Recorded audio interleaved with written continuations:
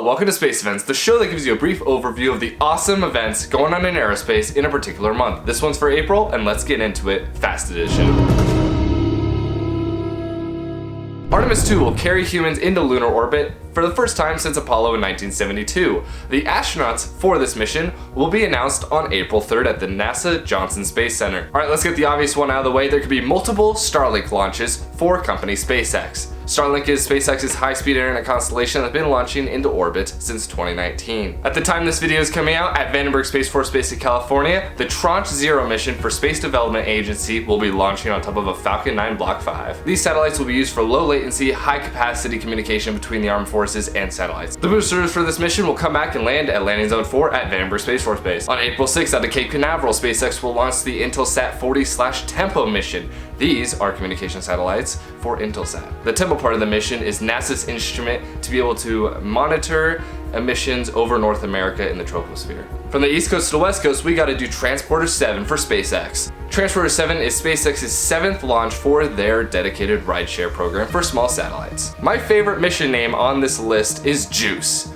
Jupiter Icy Moons Explorer. This interplanetary spacecraft was developed by the European Space Agency and will be launched on top of an Ariane 5 by Arianespace. This spacecraft will reach Jupiter in 2029 and will explore 3 of its Galilean moons: Europa, Callisto, and Ganymede. And back to SpaceX, the ViaSat 3, Americas, and Arcturus mission will be launched on board a Falcon Heavy. These high-power telecommunication and network satellites will be launched into a geostationary orbit. Now, due to the capabilities of the Falcon Heavy and the mass of these satellites, all 3 boosters will be expended, so we will not get a dual booster landing for this mission. United Launch Alliance in April will launch NROL-68. This is a top-secret satellite for the US National Reconnaissance Office, so we don't really know much about it at all. CRS-NG-19 will launch a Cygnus spacecraft to the International Space Station for Northrop. These missions to the International Space Station are all part of NASA's Commercial Resupply Services contracts that were given to private companies.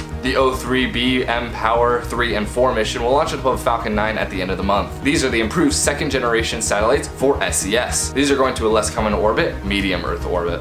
Now, I usually only do confirmed missions on the show, but we gotta talk about Starship's orbital flight test. Ship 24 was transported in the early morning of April 1st to the launch pad to be stacked on top of a booster. Off the orbital launch mount in Starbase, Texas, SpaceX will test this brand new vehicle that will actually blow your brain once you watch it. The Super Heavy booster will land in the ocean off the coast of Texas, but the ship portion of the rocket will land in the ocean off the coast of Hawaii. The whole goal of this mission is to get it orbital, get Starship orbital, so they're able to move on in the testing process. Off to our favorite segment, Moon Time. The full moon, entitled the Pink Moon, will happen on April 5th, and the new moon will happen on April 19th. Thank you everyone for watching, and I'll see you next time.